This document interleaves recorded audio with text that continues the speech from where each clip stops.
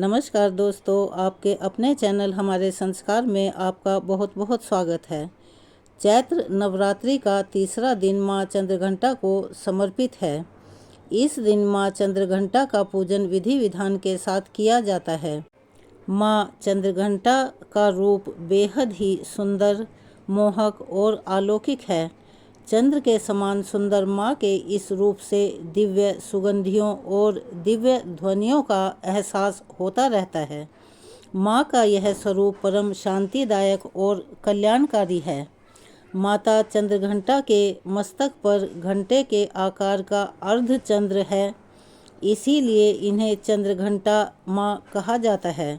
इनके शरीर का रंग सोने के समान एकदम चमकीला है। इनके 10 हाथ हैं। इनके कंठ में श्वेत पुष्प की माला और शीश पर रत्न जड़ित मुकुट विराजमान है। माँ चंद्रघंटा हमेशा युद्ध की मुद्रा में विराजमान रहती हैं। ऐसा माना जाता है कि माँ चंद्रघंटा की पूजा करने से मन को असीम शांति और परम शक्ति का अनुभव होता है। पूजा करने के नियम: इस दिन सुबह जल्दी उठें, नित्य कर्मों से निवृत्त होकर स्नान करें। उसके बाद में माता के मंदिर में, जहाँ पर आपने अपने घट की स्थापना की हुई है, माता का ध्यान करें। माँ दुर्गा को फूल, अक्षत, रोली और पूजा की अन्य सामग्रियाँ अर्पित करें। माता की आरती उतारें और पूजा के दौरान शंख और घंटा अवश्य बजाएं। हमारे हिंदू धर्म ऐसा माना जाता है कि ऐसा करने से अनुसार ऐसा नेगेटिविटी दूर होती है। पूजा से पहले उसके बाद भगवान माता रानी किया जाता है, बनी हुई चीजों का पूजा की जाती है। अगर आप नवरात्रि के व्रत गणेश रख रही हैं और बूढ़ी माँ की पहले नवरात्रि व्रत कथा सुने, उसके बाद में चंद्रघंटा की कथा और फिर दुर्गा सप्तशती का पाठ करें। दुर्गा सप्तशती का पाठ वैसे तो आप रोजाना 1 या 2 अध्याय ऐसे कर सकते हैं। 1-2 अध्याय रोजाना पढ़कर या सुनकर 7 नवरात्रि के अंदर ही दुर्गा सप्तशती का पाठ पूर्ण हो जाता है। उसके बाद में अष्टमी और नवमी के दिन, इन 2 दिनों में श्री दुर्गा सप्तशती के सारे अध्याय सुनने चाहिए। हमारे हिंदू धर्म और शास्त्रों के अनुसार किसी भी पूजा को करने से पहले या किसी भी व्रत इत्यादि की कथा पढ़ने से पहले गौरी पुत्र गणेश को मनाया जाता है। सबसे पहले उन्हीं की ही पूजा होती है। तो चलिए अब हम सुनाते हैं एक गणेश महाराज और बूढ़ी माँ की कहानी। लेकिन इससे पहले आप सभी से निवेदन है, अगर आपने हमारे चैनल को अभी तक सब्सक्राइब नहीं किया है, आप चैनल पर नए हैं, तो प्लीज़ चैनल को सब्सक्राइब कर लें। हमारी वीडियो को एक लाइक भी दे दें और ज़्यादा से ज़्यादा शेयर करें। बेल आइकन को दबाना ना भूलें ताकि हमारी आने वाली वीडियो की जानकारी आपको नोटिफिकेशन के ज़रिए पहले ही मिल जाए। तो चलिए बोलिए गणेश महाराज की जय। प्राचीन समय की बात है। एक बुढ़िया थी। वह अत्यंत गरीब थी और दृष्टिहीन भी थी। उस बुढ़िया के एक बेटा और एक बहू थी। वह बुढ़िया नियमित रूप से भगवान गणेश की पूजा अर्चना किया करती थी। इस तरह पूजा करते करते बुढ़िया को सालों बीत गए। एक दिन गणेश जी उसकी पूजा से प्रसन्न होकर प्रकट हुए और बोले कि बुढ़िया माँ, मैं तेरी पूजा से अति प्रसन्न हूँ, तू जो चाहे वर मांग ले। तो बुढ़िया इस तरह गणेश जी महाराज की आवाज़ सुनकर बहुत ही खुश हुई और हाथ जोड़कर प्रणाम किया और बड़ी निराशा भरे स्वर में कहने लगी, हे गणेश भगवान, मैं आपके दर्शन तो नहीं कर सकती, लेकिन मैं आपकी आवाज़ सुनकर बहुत खुश हूँ। बात वरदान मांगने की है तो मुझे तो मांगना आता ही नहीं है। कैसे मांगूं, क्या मांगूं? तब गणेश जी ने कहा कि माँ, अपने बेटे बहू से पूछकर कल आ जाना, मैं फिर आऊँगा। यह कहकर गणेश जी भगवान वहाँ से अंतर्ध्यान हो गए। बुढ़िया अपने घर आई और अपने बेटे से कहा कि बेटा, आज गणेश जी साक्षात रूप में मुझे मिले थे। कह रहे थे कि मैं तुम्हारी पूजा से बहुत प्रसन्न हूँ।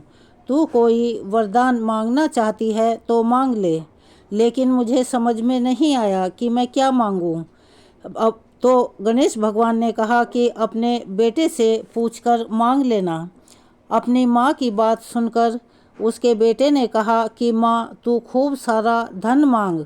बेटे की बात सुनकर बुढ़िया अपनी बहू के पास गई और बहू से पूछा, आज गणेश जी भगवान ने मुझे वरदान मांगने को कहा है, तू ही बता मैं क्या मांगूं। अपनी सास की बात सुनकर बहू ने कहा, सासू माँ, आप नाती मांग लो। तो बेटे बहू की बात सुनकर बुढ़िया ने सोचा कि यह तो सारे अपने अपने मतलब की चीज़ मांग रहे हैं, अपने मतलब की बात कर रहे हैं। यह सोचकर वह अपनी पड़ोसन के पास गई जो कि उसकी सहेली थी। उनसे उसने पूछा तो उन्होंने कहा, बुढ़िया, तू तो थोड़े दिन ही जिएगी, क्यों तू धन मांगे और क्यों नाती मांगे। तू तो अपनी आँखों की रोशनी मांग ले, जिससे तेरी बची हुई जिंदगी आराम से कट जाए। लेकिन यह बात सुनकर भी बुढ़िया के मन को तसल्ली नहीं हुई और वह अपने घर वापस आ गई और सोचते सोचते सो गई। अगले दिन फिर सुबह नहा धोकर जैसे ही गणेश जी की पूजा करने के लिए गई तो गणेश भगवान प्रकट हुए और बोले कि बुढ़िया माई, क्या पूछ कर आई है, मुझे बता, तुम्हें क्या वरदान चाहिए। तो गणेश जी की बात सुनकर बुढ़िया बोली कि हे गणेश महाराज, यदि आप मुझ पर प्रसन्न हैं तो मुझे 9 करोड़ की माया दें, निरोगी काया दें, अमर सुहाग दें, आँखों की रोशनी दें, नाती दें, पोता दें और सब परिवार को सुख दें, अंत में मुझे मोक्ष दें। तो यह सुनकर गणेश जी बोले कि बुढ़िया माँ, तू तो कह रही थी कि मैं भोली भाली हूँ, मुझे तो कुछ मांगना आता ही नहीं है। तूने तो आज मुझे ठग लिया। फिर भी जो तूने मांगा है वचन के अनुसार तुझे सब कुछ मिलेगा। गणेश जी के इतना कहते ही बुढ़िया की आंखों की रोशनी लौट आई। तो गणेश जी के दर्शन करके बूढ़ी माई बहुत ही प्रसन्न हुई। गणेश जी भगवान आशीर्वाद देते हुए अंतर्ध्यान हो गए। बुढ़िया ने जो कुछ मांगा था उसे सब कुछ मिल गया। हे गणेश जी महाराज, जैसा तुमने उस बूढ़ी माई को दिया वैसा ही सबको देना। उनके घर में सुख, सौभाग्य और शांति बनाए रखना। तो चलिए हाथ जोड़कर बोलिए, गणेश भगवान की जय हो। अब सुनते हैं माँ दुर्गा के तीसरे स्वरूप माता चंद्रघंटा की कथा। प्रेम से बोलिए, चंद्रघंटा माता की जय। कथा के अनुसार माता दुर्गा ने चंद्रघंटा का अवतार उस समय लिया था जब दैत्यों का आतंक बहुत बढ़ने लगा था। उस समय महिषासुर राक्षस का भीषण युद्ध देवताओं के साथ चल रहा था। महिषासुर देवराज इंद्र का सिंहासन प्राप्त करना चाहता था। वह स्वर्गलोक पर राज करने की इच्छा से युद्ध कर रहा था। जब देवताओं को उसकी इस इच्छा का पता चला तो वह परेशान हो गए और भगवान ब्रह्मा, विष्णु, महेश के सामने पहुँचे। ब्रह्मा, विष्णु और महेश ने देवताओं की बात सुनकर क्रोध प्रकट किया और क्रोध आने पर उन तीनों के मुख से जो ऊर्जा निकली, उस ऊर्जा से एक देवी अवतरित हुई।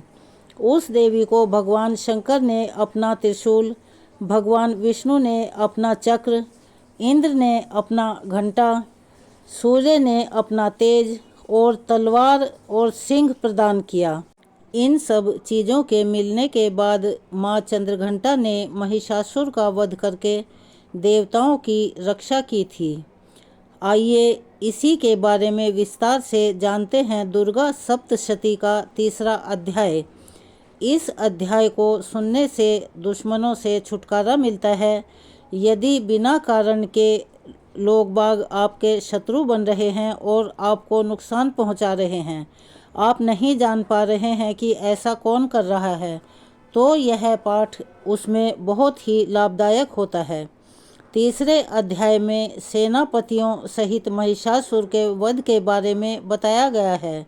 महर्षि मेधा ने बताया कि महिषासुर की सेना को इस प्रकार तहस नहस होते देख महादैत्य सेनापति चिक्षुर क्रोध में भरकर मां अंबिका से युद्ध करने के लिए आगे बढ़ा। वह असुर रणभूमि में देवी के ऊपर इस प्रकार बाणों की वर्षा करने लगा जैसे बादल मेरुगिरी के शिखर पर पानी की धार बरसा रहा हो। तब देवी ने अपने बाणों से उसके बाण समूह को काट कर फेंक दिया, घोड़ों और सारथी को भी मार डाला। साथ ही उसके धनुष तथा अत्यंत ऊंची ध्वजा को भी तत्काल काट गिराया। धनुष कट जाने पर उसके अंगों को अपने बाणों से बींध दिया। धनुष, रथ, घोड़े और सारथी के नष्ट हो जाने पर वह असुर ढाल और तलवार लेकर देवी की ओर दौड़ पड़ा। उसने तीखी धार वाली तलवार से सिंह के मस्तक पर चोट करके देवी की भी बाईं भुजा में बड़े वेग से प्रहार किया। राजन, देवी की बाह पर पहुँचते ही वह तलवार टूट गई। फिर तो क्रोध से लाल आंखें करके उस राक्षस ने शूल हाथ में ले लिया और उसे उस महादैत्य ने भगवती माँ के ऊपर चलाया।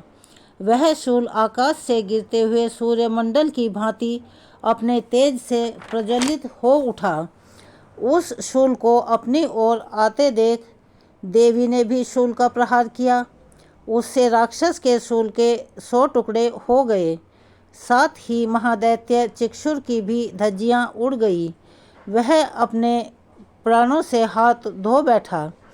महिषासुर के सेनापति उस महापराक्रमी चिक्षुर के मारे जाने पर देवताओं को पीड़ा देने वाला चामर हाथी पर चढ़कर आया। उसने भी देवी के ऊपर शक्ति का प्रहार किया, किंतु माँ जगदम्बा ने उसे अपनी हुंकार मात्र से ही आहत एवं निष्प्राण करके तत्काल पृथ्वी पर गिरा दिया। शक्ति टूटकर गिरी हुई देख चामर को अत्यंत क्रोध आया। अब उसने शूल चलाया, किंतु देवी ने उसे भी अपने बाणों द्वारा काट दिया। इतने में ही देवी का सिंह उछलकर हाथी के मस्तक पर चढ़ बैठा और उस दैत्य के साथ खूब जोर लगाकर युद्ध करने लगा। वे दोनों लड़ते लड़ते हाथी से पृथ्वी पर आ गए। अत्यंत क्रोध में भरकर एक दूसरे पर बड़े भयंकर वार करते हुए लड़ने लगे। तदंतर सिंह बड़े वेग से आकाश की ओर उछला और उधर से गिरते समय उसने पंजों की नोक से चामर का सिर धड़ से अलग कर दिया। इसी प्रकार उदय भी शिला और वृक्ष आदि की मार खाकर रणभूमि में देवी के हाथ से मारा गया तथा कराल भी दांतों, मुक्कों और थप्पड़ों की चोट से धाराशाही हो गया। क्रोध में भरी हुई देवी ने गदा की चोट से उद्धत का कचूमर निकाल दिया। भिंदीपाल से वाशकल को तथा बाणों से ताम्र और अंधक को मौत के घाट उतार दिया। 3 नेत्रों वाली परमेश्वरी ने त्रिशूल से उग्रास्य, उग्रवीर्य तथा महाहनु नामक दैत्य को भी मार डाला। तलवार की चोट से विडाल के मस्तक को धड़ से अलग कर दिया। दुर्धर और दुर्मुख इन दोनों को भी अपने बाणों से यमलोक भेज दिया। इस प्रकार अपनी सेना का संहार होता देख महिषासुर ने भैंसे का रूप धारण करके देवी के गणों को त्रास देना शुरू कर दिया। किन्हीं को थुनथुन से मारकर, किन्हीं के ऊपर खुरों का प्रहार करके, किन्हीं किन्हीं को पूंछ से चोट पहुंचाकर, कुछ को सींगों से घायल करके, कुछ गणों को वेग से, किन्हीं को सिंहनाद से, कुछ को चक्कर देकर और कितनों को निश्वास वायु के झोंकों से धाराशाही कर दिया। इस प्रकार गणों की सेना को गिराकर वह असुर महादेवी के सिंह को मारने के लिए झपटा। इससे माँ जगदम्बा को अत्यंत क्रोध आया। उधर महापराक्रमी महिषासुर भी क्रोध में भरकर धरती को खुरों से खोदने लगा तथा अपने सींगों से ऊंचे ऊंचे पर्वतों को उठाकर फेंकने और गरजने लगा। उसके वेग से चक्कर देने के कारण पृथ्वी क्षुब्ध होकर जगह जगह से फटने लगी। उसकी पूंछ से टकराकर समुद्र सब ओर धरती को डुबोने लगा। हिलते हुए सींगों के आघात से विदीर्ण होकर बादलों के टुकड़े टुकड़े हो गए। उसके श्वास की प्रचंड वायु के वेग से उड़े हुए सैकड़ों पर्वत आकाश से गिरने लगे। इस प्रकार क्रोध में भरे हुए उस महादैत्य को अपनी ओर आते देख माँ चंडिका ने उसका वध करने के लिए महान क्रोध किया। उन्होंने पाश फेंककर उस महान असुर को बांध लिया। महापाश में बंधने के बाद उसने भैंसे का रूप छोड़ दिया और तत्काल ही सिंह के रूप में प्रकट हो गया। उस अवस्था में माँ जगदम्बा ज्यों ही उसका मस्तक काटने के लिए उद्यत हुई, त्यों ही वह खड्गधारी पुरुष के रूप में दिखाई देने लगा। तब देवी ने तुरंत ही बाणों की वर्षा करके ढाल और तलवार के साथ उस पुरुष को भी बींध दिया, लेकिन शीघ्र ही वह गजराज के रूप में बदल गया तथा अपनी सूंड से देवी के विशाल सिंग को खींचने लगा और चिंगाड़ मारने लगा। खींचते समय देवी ने तलवार से उसकी सूंड काट डाली। तब उस महादैत्य ने पुनः भैंसे का शरीर धारण कर लिया और पहले की ही भांति चराचर प्राणियों सहित तीनों लोकों को परेशान करने लगा। तब पहले से ही क्रोध में भरी हुई जगत माता चंडिका लगातार उत्तम मधु का पान करने और लाल आंखें करके हंसने लगी। उधर वह बल और पराक्रम के मद में चूर राक्षस गरजने लगा और अपने सींगों से चंडी के ऊपर पर्वतों को फेंकने लगा। उस समय देवी अपने बाणों के समूहों से फेंके हुए पर्वतों को चूर्ण करती हुई बोली। बोलते समय उनका मुख मधु के मद से लाल हो रहा था और वाणी लड़खड़ा रही थी। अरे मूर्ख, मैं जब तक मधु पीती हूँ तब तक तू क्षण भर के लिए खूब गरज ले। मेरे हाथ से यहाँ तेरी मृत्यु हो जाने पर अब शीघ्र ही देवता भी गर्जना करेंगे। यूँ कहकर देवी उछली और उस महादैत्य के ऊपर चढ़ गई। फिर अपने पैर से उसे दबाकर उन्होंने शूल से उसके कंठ में आघात किया। उनके पैर से दबा होने पर भी महिषासुर अपने मुख से दूसरे रूप में बाहर होने लगा। अभी आधे शरीर से ही वह बाहर निकलने पाया था कि देवी ने अपने प्रभाव से उसे रोक दिया। आधा निकला होने पर भी वह महादैत्य देवी से युद्ध करने लगा। तब देवी ने बहुत बड़ी तलवार से उसका मस्तक काट गिराया। फिर तो हाहाकार करती हुई दैत्यों की सारी सेना भाग खड़ी हुई तथा संपूर्ण देवता अत्यंत प्रसन्न हो गए। देवताओं ने दिव्य महर्षियों के साथ दुर्गा माँ का स्तुति गान करने लगे। गंधर्व राज गाने लगे और अप्सराएं नृत्य करने लगी। समस्त देवता अपना सिर और शरीर को झुकाकर माँ भगवती की स्तुति करने लगे। जिस देवी ने अपनी शक्ति से यह जगत व्याप्त किया है और जो संपूर्ण देवताओं तथा महर्षियों की पूजनीय है, उस माँ अंबिका को हम भक्तिपूर्वक प्रणाम करते हैं। वह हम सबका कल्याण करें। जिस अतुल प्रभाव और बल का वर्णन भगवान विष्णु, शंकर और ब्रह्मा जी भी नहीं कर सके, वही चंडिका देवी इस संपूर्ण जगत का पालन करें, अशुभ भय का नाश करें। जो पुण्यात्माओं के घरों में स्वयं ही लक्ष्मी रूप और पापियों के यहाँ दरिद्रता रूप से, शुद्ध अंतकरण वाले पुरुषों के हृदय में बुद्धि रूप से, सत्पुरुषों के हृदय में श्रद्धा रूप से तथा कुलीन मनुष्य में लज्जा रूप से निवास करती हैं, उन आप भगवती दुर्गा को हम नमस्कार करते हैं। आप संपूर्ण विश्व का पालन कीजिए। आपके इस अचिंत्य रूप का असुरों का नाश करने वाली भारी पराक्रम का तथा समस्त देवताओं और दैत्यों की समक्ष युद्ध में प्रकट किए हुए आपके अद्भुत चरित्रों का हम किस प्रकार वर्णन करें। आप संपूर्ण जगत की उत्पत्ति में कारण हैं। आप में सत्वगुण, रजोगुण और तमोगुण, ये तीनों गुण मौजूद हैं, तो भी दोषों के साथ आपका संसर्ग नहीं जान पड़ता। भगवान विष्णु और महादेव जी आदि देवता भी आपका पार नहीं पाते। आप ही सबका आश्रय हैं। यह समस्त जगत आपका अंशभूत है। क्योंकि आप सबकी आदिभूत अव्याकृता परा प्रकृति हैं। संपूर्ण यज्ञों में जिसके उच्चारण से सब देवता तृप्ति लाभ करते हैं, वह स्वाहा आप ही हैं। इसके अतिरिक्त आप पितरों की भी तृप्ति का कारण हैं।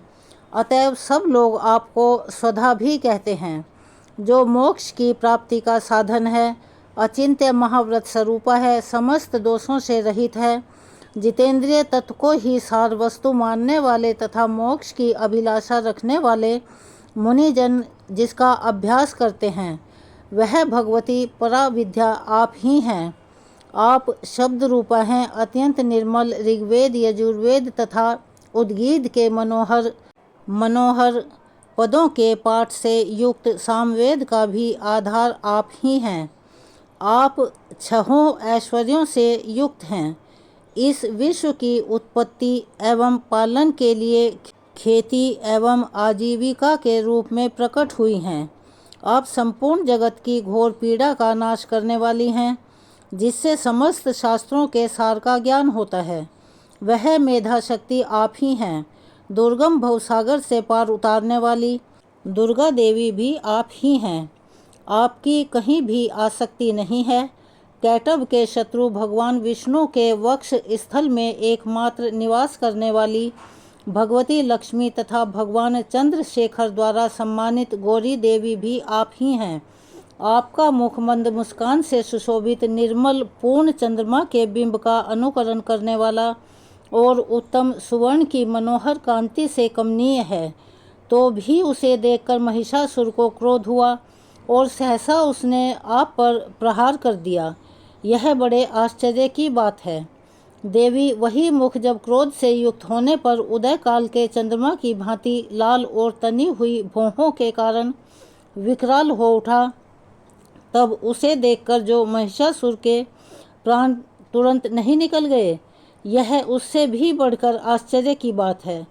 क्योंकि क्रोध में भरे हुए यमराज को देखकर भला कौन जीवित रह सकता है। आप प्रसन्न हों। परमात्मा स्वरूप आपके प्रसन्न होने पर जगत का अभ्युदय होता है और क्रोध में भरकर तत्काल ही कितने कुलों का सर्वनाश हो जाता है। यह बात अभी अनुभव में आई है, क्योंकि महिषासुर की यह विशाल सेना क्षण भर में आपके कोप से नष्ट हो गई। सदा अभ्युदय प्रदान करने वाली आप जिन पर प्रसन्न रहती हैं, वे ही देश में सम्मानित हैं। उन्हीं को धन और यश की प्राप्ति होती है। उन्हीं का धर्म कभी शिथिल नहीं होता तथा वे ही अपने हष्टपुष्ट स्त्री पुत्र और भृत्यों के साथ धन्य माने जाते हैं। आपकी ही कृपा से पुण्यात्मा पुरुष प्रतिदिन अत्यंत श्रद्धापूर्वक सदा सब प्रकार के धर्मानुकूल कर्म करते हैं और उन कर्मों के प्रभाव से वे स्वर्गलोक में जाते हैं।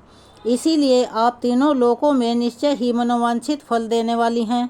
माँ दुर्गे आप स्मरण करने पर सब प्राणियों का भय हर लेती हैं। स्वस्थ पुरुषों द्वारा चिंतन करने पर उन्हें कल्याणमयी बुद्धि प्रदान करती हैं। दुख दरिद्रता और भय हरने वाली हैं। हे देवी, आपके सिवा दूसरी कौन है जिसका चित्त सबका उपकार करने के लिए सदा ही तैयार रहता है। हे देवी, तुम शत्रुओं को इसलिए मारती हो कि उनके मारने से दूसरों के दुख कम हो और उन्हें सुख मिले।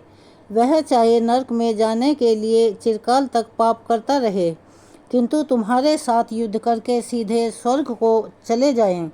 इसीलिए तुम उनका वध करती हो। देवी, क्या तुम दृष्टिपात मात्र से समस्त असुरों का विनाश नहीं कर सकती? अवश्य ही कर सकती हो, लेकिन तुम शत्रुओं को शस्त्रों के द्वारा इसलिए मारती हो कि वे शस्त्रों के द्वारा मरकर सीधे स्वर्ग को चले जाएं। हे देवी, उन सब के प्रति तुम्हारा उत्तम विचार है। तुम्हारे उग्र खड्ग की चमक से और त्रिशूल की नोक की कांति की किरणों से उन असुरों की आंखें इसलिए नहीं फूट गई। उसका कारण था कि वे किरणों के स्वभाव तुम्हारे चंद्रमा के समान आनंद प्रदान करने वाले सुंदर मुख को देख रहे थे। देवी, तुम्हारा शील बुरे वृतांत को दूर करने वाला है और सबसे अधिक तुम्हारा रूप है, जो ना तो कभी चिंतन में आ सकता है और ना जिसकी दूसरों से कभी तुलना की जा सकती है। तुम्हारा बल व पराक्रम शत्रुओं का नाश करने वाला है। इस तरह तुमने अपने दुश्मनों पर भी दया प्रकट की है। हे देवी, तुम्हारे बल की किसके साथ बराबरी करें। शत्रु को भय देने वाला इतना सुंदर रूप भी किसी का हो सकता है। हृदय में कृपा और युद्ध में निष्ठुरता, यह दोनों बातें तीनों लोकों में केवल तुम्ही में देखने को मिली हैं। हे माता, युद्ध भूमि में शत्रुओं को मारकर तुमने उन्हें स्वर्ग लोक में स्थान दिलवा दिया। इस तरह तीनों लोकों की तुमने रक्षा की है तथा उन उन्मत्त असुरों से जो हमें भय था उसको भी तुमने दूर किया है। तुमको हमारा कोटि कोटि नमस्कार है। हे देवी, तुम शूल तथा खड्ग से हमारी रक्षा करो। घंटे की ध्वनि और धनुष की टंकार से भी हमारी रक्षा करो। हे चंडिके, आप अपने त्रिशूल को घुमाकर पूर्व, पश्चिम, उत्तर तथा दक्षिण दिशा में हमारी रक्षा करो। तीनों लोकों में जो तुम्हारे सौम्य रूप तथा घोर रूप हैं, उनसे हमारी रक्षा करो तथा इस पृथ्वी की रक्षा करो। हे अंबिके, आपके कर पल्लव में जो खड्ग, शूल तथा गदा आदि शस्त्र शोभायमान हो रहे हैं, उन सब से हमारी रक्षा करो। महर्षि मेधा बोले कि इस प्रकार जब सब देवताओं ने जगत माता भगवती की स्तुति की और नंदन वन के पुष्पों तथा गंध अनुलेपों द्वारा उनका पूजन किया और फिर सब ने मिलकर जब सुगंधित व दिव्य धूपों के द्वारा उनको सुगंधित निवेदन किया, तब देवी ने प्रसन्न होकर कहा कि हे देवताओं, तुम सब मुझसे मनवांछित वरदान मांगो। तो देवता बोले कि हे भगवती, तुमने हमारा सब कुछ काम संपन्न कर दिया है। अब हमारे लिए कुछ भी मांगना बाकी नहीं रहा, क्योंकि तुमने हमारे शत्रु महिषासुर को मार डाला। हे महेश्वरी, तुम इस पर भी यदि हमें कोई वर देना चाहती हो, बस इतना सा वर दो कि जब जब हम आपका स्मरण करें, तब तब आप हमारी विपत्ति को हरने के लिए हमें दर्शन दिया करें। हे अंबिके, जो कोई भी तुम्हारी स्तुति करे, तुम उनको वित्त, समृद्धि और वैभव देने के साथ साथ उनके धन और स्त्री आदि संपत्ति को भी बढ़ाना। सदा हम पर प्रसन्न रहना। फिर महर्षि मेधा बोले कि हे राजन, देवताओं ने जब जगत के लिए तथा अपने लिए इस प्रकार का प्रश्न किया, तब तथास्तु कहकर देवी अंतर्ध्यान हो गई। जिस प्रकार तीनों लोकों का हित चाहने वाली वह भगवती देवी देवताओं के शरीर से उत्पन्न हुई थी, वह सारा वृतांत मैंने तुमसे कह दिया है। और इसके पश्चात दुष्ट असुरों तथा शुंभ निशुंभ का वध करने और सब लोगों की रक्षा करने के लिए जिस प्रकार गौरी देवी के शरीर से उत्पन्न हुई थी, यह सारा वृतांत मैं तुम्हें यथावत वर्णन करता हूँ। इसके उपरांत 5वें अध्याय का वृतांत महर्षि मेधा ने सुनाना शुरू किया।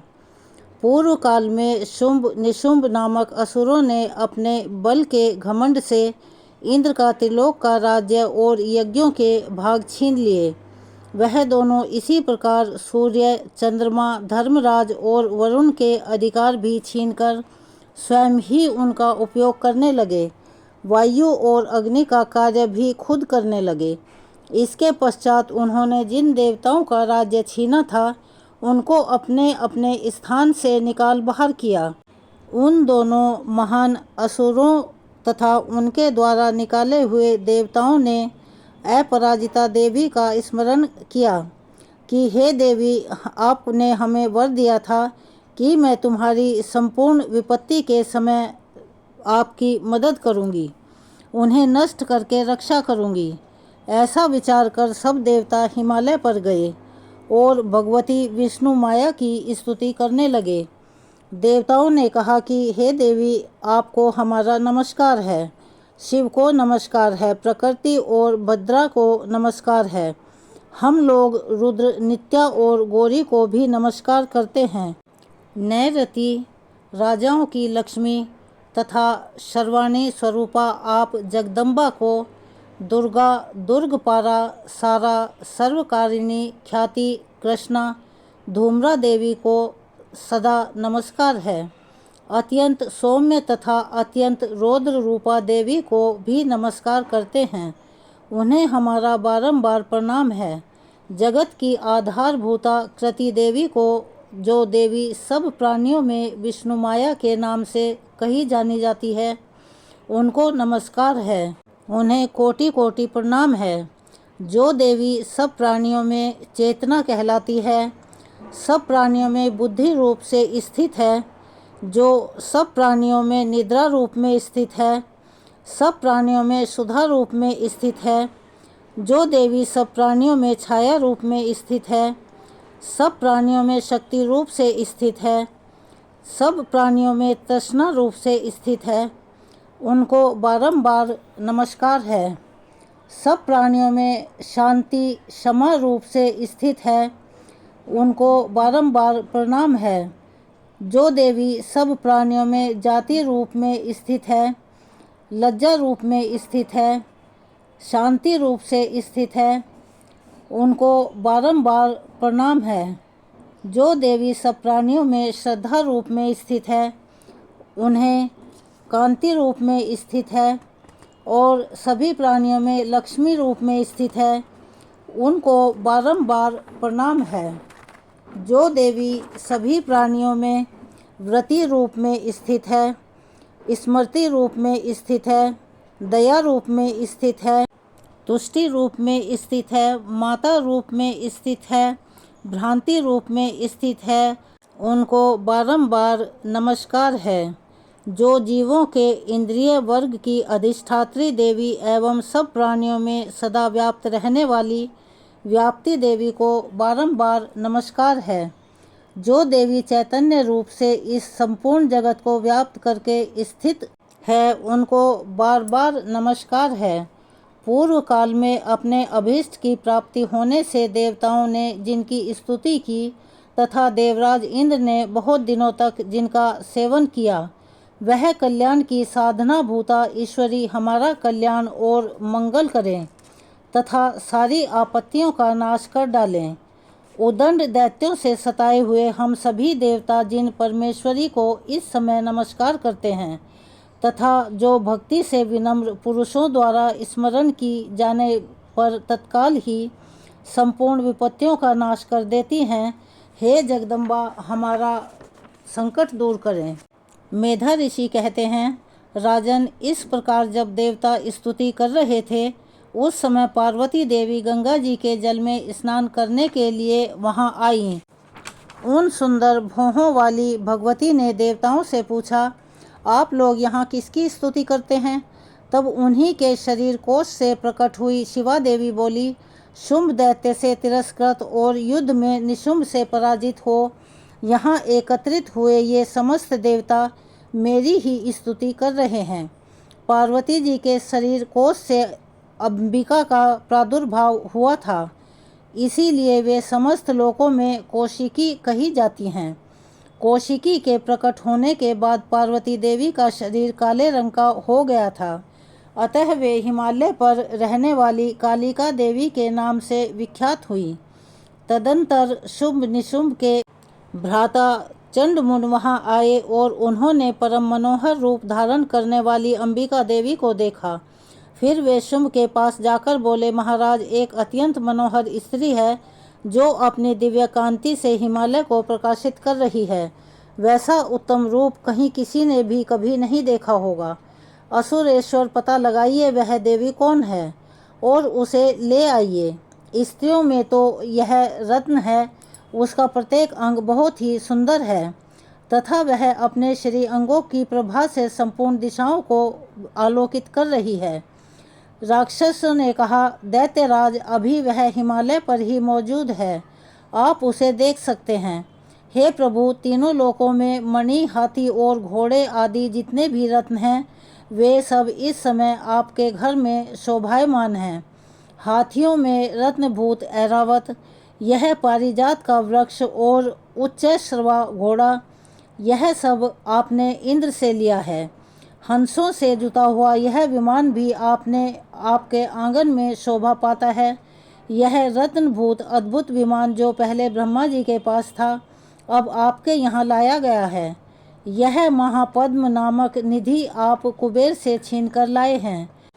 किंजलकिनी नामक माला भेंट की है, जो केसरों से सुशोभित है और जिसके कमल कभी कुम्हलाते नहीं हैं।